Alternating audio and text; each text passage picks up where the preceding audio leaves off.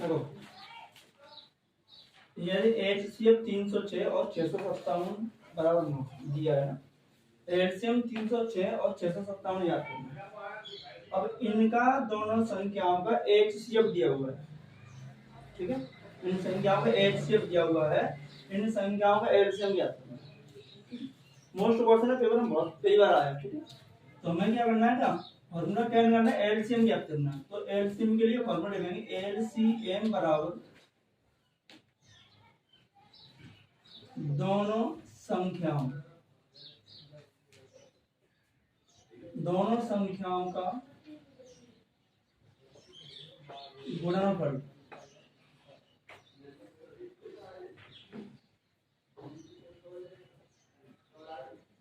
बटे HCF, ठीक है, HCF। तो एलसीएम ज्ञात करने के लिए दोनों संख्याओं का गुणनफल यानी 306 गुणा 657 बटे 9, HCF 9, इन दोनों का HCF 9 दिया है, दोनों संख्या दी है गुणा में, ठीक है। अब एलसीएम ज्ञात करना, तो एलसीएम के लिए फॉर्मूला है, तो इससे कैंसिल करेंगे, 9 के 27 और 9 चौक 36, तो एलसीएम कितना मिल जाएगा हमें, 34 गुणा 657, ठीक है। इनको गुणा करेंगे तो हमें एलसीएम मिल जाएगा, ठीक है। तो एलसीएम कितना मिलेगा,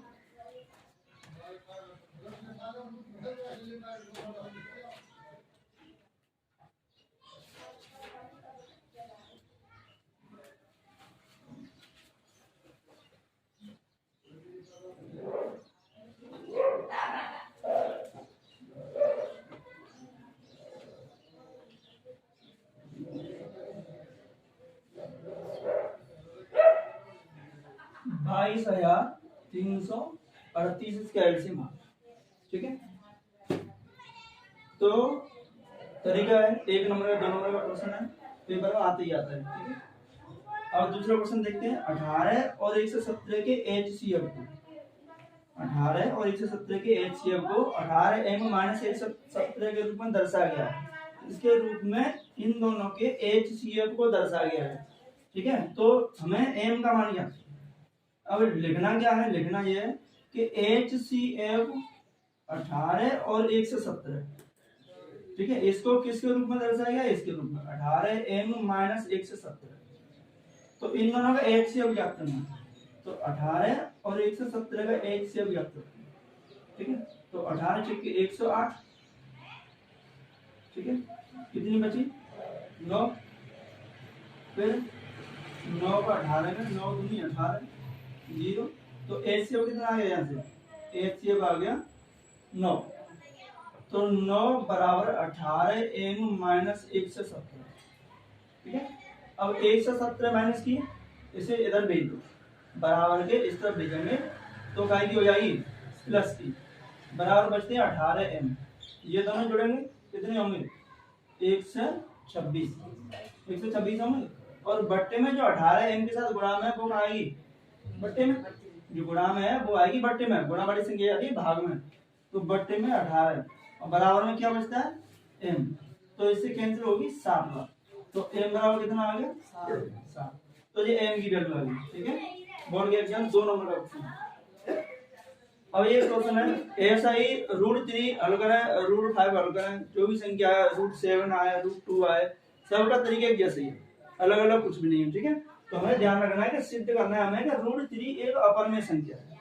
तो हम जानते हैं कि p/q x/y a/b की फॉर्म में रखने वाली संख्या को परिमेय संख्या कहते हैं ना। तो हमें लिख लेते हैं कि a/b एक परिमेय संख्या है,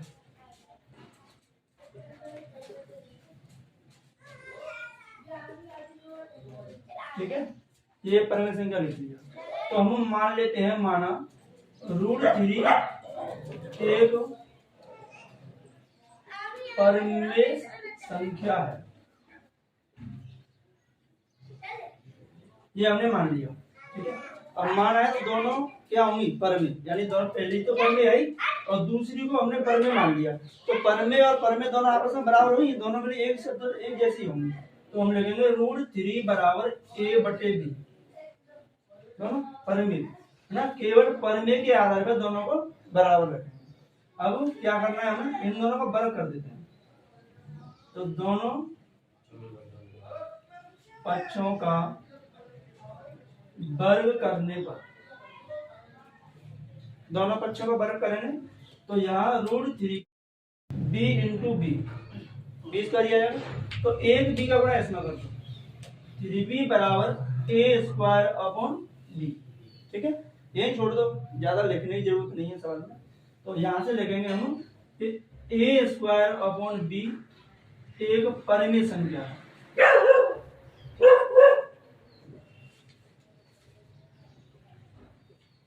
एक परिमेय संख्या है। ठीक है, इसलिए 3b भी एक परिमेय संख्या होगी। 3b भी एक परिमेय संख्या होगी। ठीक है, परंतु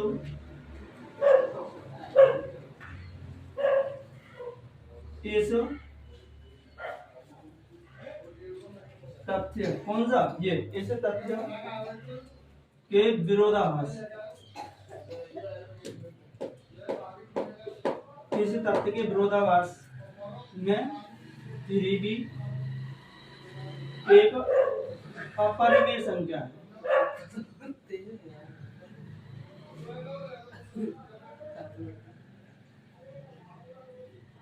ठीक है, अपरिमेय संख्या है। तो लिख दो अतः √3 एक अपरिमेय संख्या।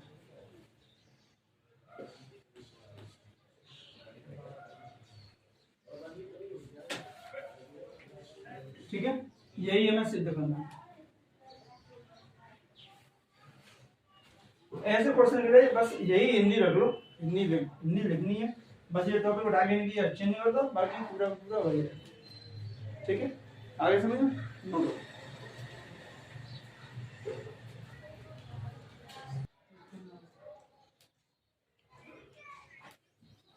देखो अभी केवल संख्या थी, केवल √3 एक अपरिमेय संख्या सिद्ध करना। अब ऐसा ही एक क्वेश्चन है कि सिद्ध कीजिए कि 5 - 2√3 एक अपरिमेय संख्या है। सवाल वैसा ही, थोड़ा सा संख्या ज्यादा हो गई, चेंज हो गई है ना। तो हमें मालूम है कि a/b एक परिमेय संख्या है। तो इस संख्या को हमने मान लिया कि 5 - 2√3 एक परिमेय संख्या है। दोनों कैसी है, परिमेय संख्या है। तो परिमेय संख्या तो दोनों को बराबर रख लेंगे, लिखेंगे 5 - 2√3 बराबर a/b। ठीक है, ये रख लिया। अब इसमें क्या करेंगे कि 5 को उधर भेज देंगे, क्योंकि इसमें रूट नहीं, रूट वाली संख्या को उधर जाओ, जिसमें रूट वाली संख्या नहीं है उसको उधर भेज दो। तो -2√3 a/b -5। अब इसमें से माइनस को उधर भेज दो, माइनस का गुणा कर दो दोनों बच्चों में, या माइनस को मल्ले के गुणा कर दो, या माइनस दोनों को गुणा कर दो। तो यहाँ मिलेगा 2√3 बराबर, माइनस का मल्टीप्लाई करेंगे तो ये प्लस और ये माइनस, तो लगेंगे 5 - a/b। अब ये भिन्न बन रही है तो इसे एक मान लो, और इनका एलसीएम कितना आएगा b। तो b का गुणा कितने होगा 5 में, 5b - a, 1 का गुणा a मत a। अब यहां से लिखेंगे √3 बराबर 5b - a/b। ठीक है, अब इतना रख दो, या तो बड़ा कर दो या मत करो, कोई दिक्कत नहीं है, यही छोड़ दो। ठीक है, तो हम यहाँ लिखेंगे 5b - a/b एक परिमेय संख्या है।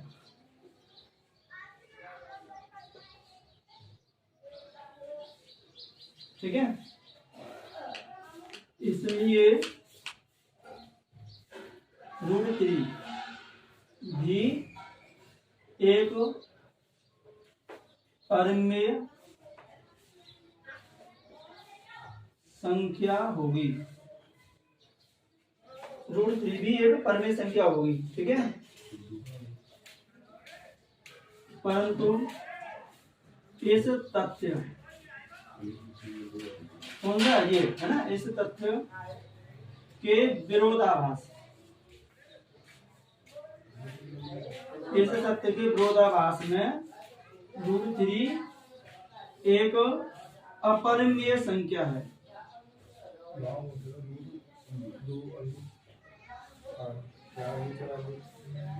ठीक है, तो नीचे लिख देंगे अतः ये संख्या पूरी 5 - 2√3 एक अपरिमेय संख्या है। 2 और √3 आते का है,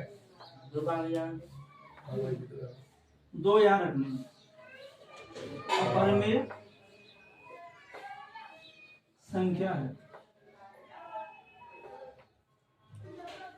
ये 2 ना ये बट्टे में जाएगी, वो लिखनी पड़ेगी। तो 5b - a/2 पूरी की पूरी एक परिमेय संख्या है, इसलिए ये भी एक परिमेय संख्या होगी क्योंकि हमने मान रखी थी पहले ना, तो परिमेय संख्या होगी। परंतु इसके विरोध में देखते हैं कि ये तो एक परिमेय संख्या है, कोई से भी हम a b वास्तविक संख्या रखते हैं, कोई पूर्णांक रखते हैं तो ये तो मिल जाएगी, लेकिन ये रूट में 3 है। अब √3 का वर्गमूल निकालेंगे तो हमें पॉइंट में मिलेगा। ठीक है, और पॉइंट में ऐसे मिलेगा तो रुकने वाला तो है नहीं, अशांत आवर्ती रहता है, इसलिए पॉइंट में चलता ही रहता है। तो ये क्या होगी, अपरिमेय संख्या होगी। तो अतः 5 - 2√3 एक अपरिमेय संख्या है। ठीक है, ये हमें सिद्ध करना था।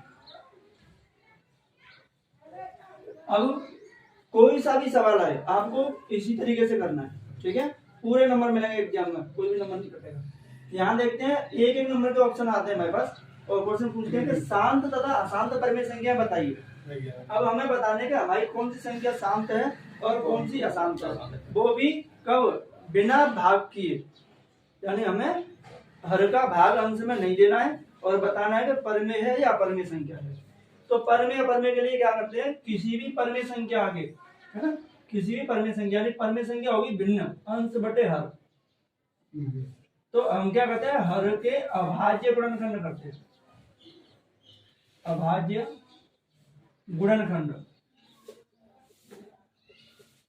अभाज्य गुणनखंड में, हर के अभाज्य गुणनखंड में 2 की पावर m × 5 की पावर n का रूप होना चाहिए, या केवल 2 की पावर m हो या केवल 5 की पावर n हो। ये दोनों संख्याओं का रूप आना चाहिए तो हमारी परिमेय संख्या शांत होगी। या तो 2 और 5 समझ लो कि हर के गुणनखंड करें तो या तो 2 2 के ही आए या 5 5 के ही आए या 2 और 5 दोनों आए, तो परिमेय संख्या शांत होगी, बिना भाग की आप लिख सकते हैं। देखो जैसे हमने क्वेश्चन लिख लिए, एग्जाम्पल के लिए भी समझ लो और हो भी जाएंगे। तो हमारे पास लिख दिया कि 129/6 या 6 का स्क्वायर इंटू 5 का क्यूब। अब इसमें 5 है 6 है, लेकिन 6 के फैक्टर क्या मिलेंगे हमें, 6 के फैक्टर मिलेंगे 2 × 3। तो 129 बटे इसको लिख सकते हैं 2 × 3 का स्क्वायर इंटू 5 की पावर 3, 5 का क्यूब। तो क्या लिख सकते हैं 129 बटे 2 का स्क्वायर 3 का स्क्वायर इंटू 5 का स्क्वायर, दोनों का गुणा में अलग अलग स्क्वायर लगा दिया। अब इसमें क्या है कि 2 और 5 दोनों संख्या आ रही है, 2 और 5, लेकिन इन्हीं के साथ एक संख्या आ रही है 3, और यही सबसे बड़ी प्रॉब्लम कर रही है इसमें। तो 3 आने की वजह से संख्या शांत नहीं होगी, कैसी होगी, अशांत, अशांत आवर्ती होगी। ठीक है, अशांत परिमेय संख्या होगी, यानी अशांत पॉइंट में कहीं भी कटने वाली नहीं है, रेगुलर चलती ही रहेगी। ठीक है, अब ये देखो इसमें देखते हैं कि हम 1000 के फैक्टर करें, 2 से 500, फिर 2 से 250, फिर 2 से 125 और 125 है 5 का क्यूब, यानी 5 से 25, फिर 5 से 5 और 5 से 1। तो हम क्या लगाएंगे 113 बटे 1 2 3, 2 2 के 3 है तो 2 की पावर 3 इंटू 1 2 3, 5 5 के भी 3 है तो 5 की पावर 3। अब देखो हमें क्या मिलेगा, 2 की पावर m इंटू 5 की पावर n का रूप मिलेगा, ये 2 और 5 दोनों मिल गए। क्या तो आप 2 2 के ऐसे लिख लो, 2 × 2 × 2 और 5 × 5 × 5, या ऐसे लिख दो घात के रूप में, एक ही बात है। तो अब इसमें क्या आ रहा है, 2 और 5 दोनों आ रही है, तो कैसी संख्या होगी, शांत होगी। तो ये शांत दशमलव होगी, शांत परिमेय संख्या होगी। ठीक है, यहाँ देखिए 17/8, तो 17/8 का फैक्टर होगा 2 × 2 × 2, तो क्या मिलेगा 17/2 का क्यूब, 2 का क्यूब होता है 8, और नहीं तो फैक्टर कर लो इस तरीके से। तो हमें 2 की पावर केवल m मिल रही है, केवल m मिल रही है, तो संख्या कैसी होगी, शांत दशमलव होगी। ठीक है। अब इसमें देखो 3125 है, अगर हम 3125 के फैक्टर करते हैं तो हमारा 5 से ही जाएगा 625, फिर 5 से 125, फिर 5 से 25, फिर 5 से 5 और फिर 5 से 1। तो 5 5 कितने आ रहे हैं? 1 2 3 4 5 गुणा में आने। तो क्या लिख सकते हैं इसको? 13/5 की पावर 4 लिख सकते हैं ना। तो कैसे मिलेगी? 5 की पावर n का रूप मिल रहा है ना, मिल रहा है। तो कैसी परमेय संख्या हो गई? शांत हो गई, शांत होगी। शांत परमेय संख्या होगी। यहाँ 455 आ रहा है। अभी देखो इसमें देखते हैं, इसमें दे रहा 2 की पावर 2, 5 की पावर 7, 7 की पावर 2। इसमें 2 और 5 के अलावा 7 आ रहा है। तो कैसी होगी? शांत या अशांत? तो ये अशांत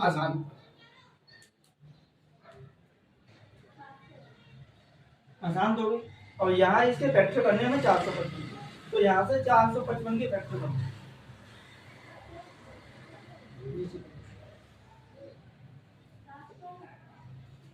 455 कितने रहा है? 5 से 5 नंबर में 1 और 7 13 और 13 से 1। तो क्या मिलेगा? 64/5 गुणा 7 गुणा 13। अब बताओ शांत है क्या अशांत? अशांत है। ठीक है,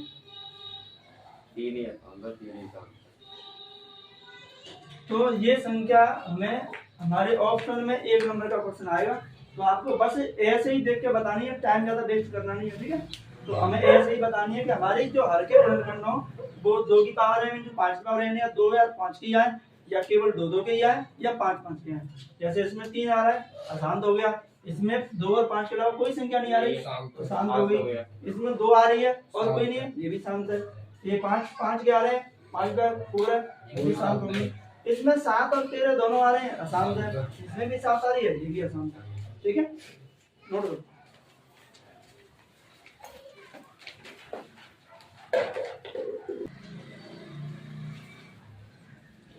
देखो बहुपद से क्वेश्चन द्विघात बहुपद का आता है एग्जाम में। ठीक है, त्रिघात बहुपद का नहीं आएगा। तो त्रिघात बहुपद ने एनसीईआरटी ने त्रिघात बहुपद को हटा दिया है ऐसा। ठीक है, तो द्विघात बहुपद से आएगा। तो बहुपद से क्वेश्चन अगर करते तो पहले द्विघात बहुपद की स्टैंडर्ड फॉर्म जो मानक रूप लिखते हैं उसे लिखते हैं px = ax² + bx + c। ठीक है, अब यहाँ इनका योगफल और गुणनफल हमें ज्ञात करना पड़ता है। तो मूलों का योगफल लिखो या शून्यकों का योगफल लिखो, या इंग्लिश में सम ऑफ जीरो। ठीक है, एक ही बात है। तो -x का गुणांक बटे x² का गुणांक। ठीक है, अब हमें जो मूल है उनको लिख देते हैं अल्फा और बीटा। मान लेते हैं ना 2 मूल है हमारे अल्फा और बीटा, तो इसको लिखते हैं अल्फा + बीटा बराबर -x का गुणांक। मतलब x के साथ कौन सी संख्या का गुणा हो रहा है? b का। तो माइनस के b बटे x² से गुणा हो रहा है a का। तो मूलों का जो योगफल है उसे हम अल्फा + बीटा बराबर माइनस के b बटे a या माइनस के b बटे a को लिखना देते हैं। ठीक है, फिर मूलों का गुणनफल है, तो गुणनफल होता है अचर पद बटे x² का गुणनफल। यानी जिस संख्या के साथ x नहीं है, y नहीं है, कुछ नहीं है, वो एक वास्तविक संख्या है। तो यहाँ c है वो क्या है? अचर संख्या। a और b के साथ दोनों के साथ x है, इसलिए वो यानी अचर संख्या नहीं है। तो अचर पद बटे x² गुणन। तो गुणनफल, तो गुणा में तो आप x का गुणा y में करें तो x y लिखी जाएगी, अल्फा का गुणा बीटा में करेंगे तो अल्फा बीटा एक साथ लिखा जाएगा। बीच में कुछ आपको साइन लगाने की जरूरत नहीं है। तो इसको लिखेंगे अल्फा बीटा बराबर अचर पद कितना? c बटे a। ठीक है, तो अचर पद हो गया हमारा c बटे a। जैसे हो गया। अगर हमें कोई द्विघात बहुपद बनाता है, पेपर में कहते हैं कि द्विघात बहुपद बनाइए, तो आपको द्विघात बहुपद बनाना है px है x² - alpha + beta x + alpha. ठीक है, और इसको शॉर्ट में लिख दिया है। ठीक है, हिंदी में बड़ा लिख सकते हैं x² - मूलों का योगफल x + मूलों का गुणनफल। ठीक है, तो यहाँ से अब हम क्वेश्चन करते हैं, क्योंकि मेन क्वेश्चन करने हमें एक्सरसाइज पूरा चैप्टर नहीं करना क्योंकि एग्जाम नहीं दी है। एक द्विघात बहुपद का बहुपद ज्ञात कीजिए। देखो यही ज्ञात करना है। एक द्विघात बहुपद ज्ञात कीजिए जिसके शून्यकों का योगफल तथा गुणनफल। अब योगफल तथा गुणनफल दोनों क्रम से -3 और 2। अब योगफल और गुणनफल पहले से उसने हल करके दिए, हमें हल नहीं करने। तो हमारा इसमें दिया है, क्या दिया है? हमें दिया है अल्फा प्लस बीटा बराबर माइनस के 3 और अल्फा बीटा बराबर दिया है 2। ठीक है, यानी योगफल पहले योगफल दिया है तो योगफल पहले आएगा, लास्ट में गुणनफल दिया है तो गुणनफल बाद में आएगा। तो -3 है वो तो योगफल है और 2 है वो है गुणनफल। तो योगफल को अल्फा प्लस बीटा और गुणनफल को अल्फा बीटा लिख सकते हैं। अब बनाना है द्विघात बहुपद, तो बहुपद को लिखते हैं px बराबर x square minus alpha plus beta x plus alpha beta. ये जो फॉर्मूला है पूरा पूरा वहां लिख दिया। ठीक है, अब px बराबर यहाँ x square minus alpha plus beta की वैल्यू कितनी है -3 और माइनस इसमें लगी है तो -3 x plus alpha beta. Alpha beta की वैल्यू रखनी है भैया, तो अल्फा बीटा की वैल्यू कितनी है 2। ठीक है, x तो गुणांक में और अल्फा बीटा की वैल्यू 2 और अल्फा प्लस बीटा की वैल्यू -2। तो px बराबर x square minus into minus plus के 3x और प्लस के 2, यही तो मिलेगा। तो ये हमारा आंसर हो गया द्विघात बहुपद बन गया। ठीक है, देखो सेकंड क्वेश्चन देखते हैं। यदि x प्लस a बहुपद इतने का 2x square plus 2ax plus 5x plus 10 का एक गुणनखंड है तो a का मान क्या। अब ये x प्लस a है वो क्या है, इसका एक गुणनखंड है। गुणनखंड है मतलब इस संख्या से हम इसमें भाग देंगे तो पूरी तरीके से भाग जाएगा, शेष 0 आएगा। ठीक है, तो शेष 0 आएगी तो हम क्या करेंगे, इसको लिखेंगे x प्लस a बराबर 0। तो x इक्वल टू माइनस ए को उधर भेजेंगे तो क्या हो जाएगा a। अब इस बहुपद को क्या लिखते हैं, बहुपद को लिखते हैं हम px बराबर 2x square plus 2ax plus 5x plus 10, ये लिखते हैं। तो हम यहाँ लिख देंगे, अब यहाँ रखते हैं क्या, इसकी वैल्यू रखने में क्या मिल रहा है, पूरा 0 मिल रहा है।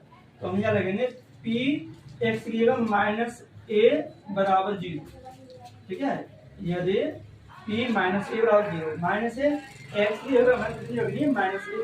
ठीक है, तो इस पूरे बहुपद में जहाँ x है वहाँ -a रखो।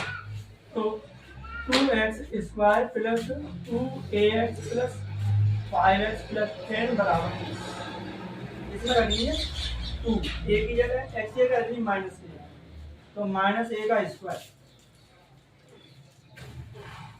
प्लस 2a इंटू x की जगह -a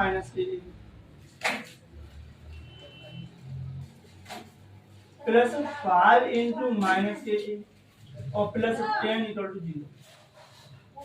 तो देखो यहाँ से क्या मिलेगा 2a स्क्वायर माइनस की संख्या का वर्ग पॉजिटिव मिलेगा, a का मल्टीप्लाई इसमें करें तो क्या मिलेगा -2a स्क्वायर मिलेगा और इसका गुणा करें तो मिलेगा -5a बराबर ये प्लस 10, यानी प्लस में 10 है उसको बाहर निकाल दो क्योंकि उसमें x y z नहीं तो क्या की हो जाएगी माइनस की हो जाएगी। तो ये मिलेगा हमें -10। अब ये माइनस की संख्या से प्लस की संख्या कैंसिल, क्या बचता है हमारा बचता है -5a बराबर -10, यही तो बचता है। तो यहाँ से लिखेंगे a इक्वल टू -10 अपॉन -5, इससे कैंसिल 2 बार, तो a बराबर कितना आ गया 2, ये हमारा आंसर हो गया। ठीक है, तो समझ में आ गया। 2 नंबर का एग्जाम में लोग 1-2 नंबर के आते हैं ये। अभी आगे आएंगे बड़े बड़े क्वेश्चन।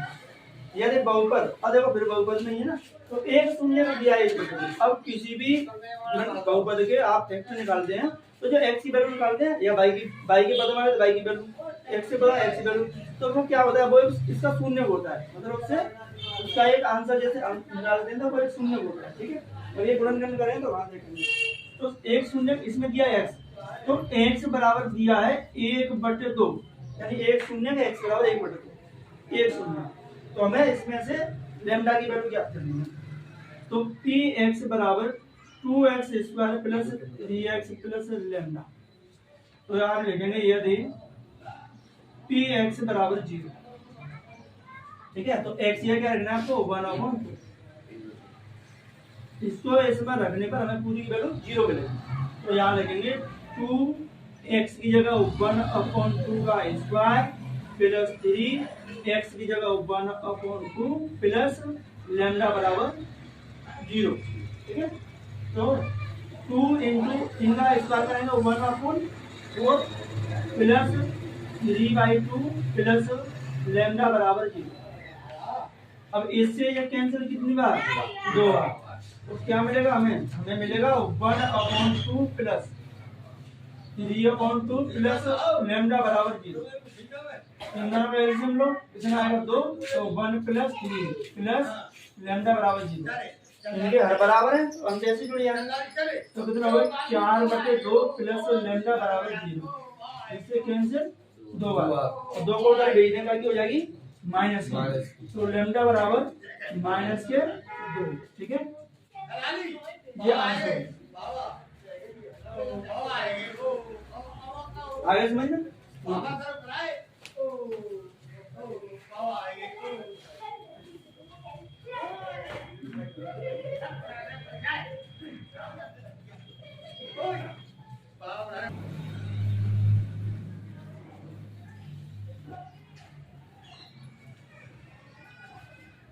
क्लियर है ना, समझ में आ गया।